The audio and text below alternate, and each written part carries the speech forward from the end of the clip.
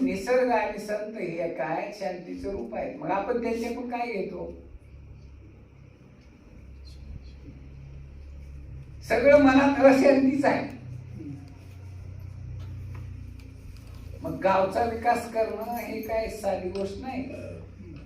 आणि गावचा विकास करण्यासाठी चांगली माणसं निवडणं म्हणजे काय आहे तर गारगुटीत म्हणजे भगरीत गारगुटीचे खडे वेचण्यासारखं काम आहे.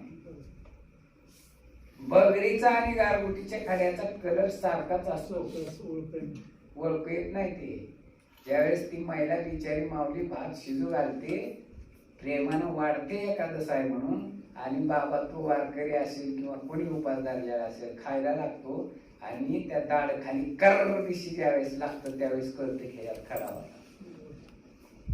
तसं गावचा विकास करायचा असेल तर चांगल्या विचाराची, चांगल्या आचाराची आणि चांगल्या ध्येयाची माणसं निवडणं म्हणजे भगरीत गारगुटीची खडं निवडण्याचं काम असतं आमच्यासारख्या संस्थांना. कारण तुमच्याकडून गावच्या विकासाचं काहीतरी भलं होणार आहे. तुम्ही गावासाठी काहीतरी त्याग करणार आहे, समर्पित भावना तुमच्यामध्ये आहे, निष्ठा तुमच्यामध्ये आहे, आणि ते तुम्ही करू शकताय. इथं वय महत्वाचं नाही.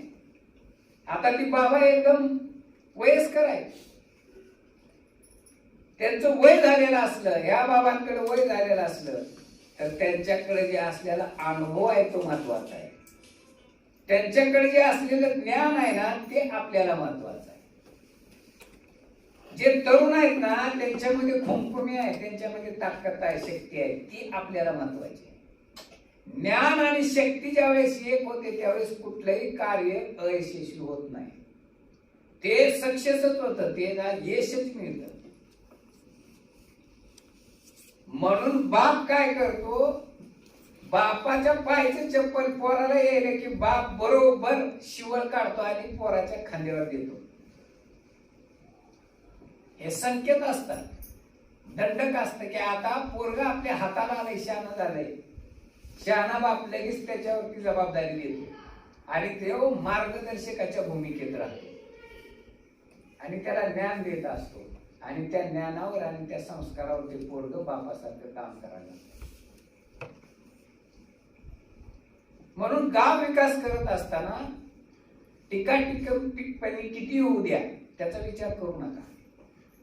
आपल्या मनात गावच्या प्रती चांगली भावना आहे, आपल्या मनामध्ये सर्व जाती धर्मांच्या प्रती आपल्या मनामध्ये प्रामाणिक विचार आहे, तळमळ आहे, तिथं कोणालाच भिवू नका.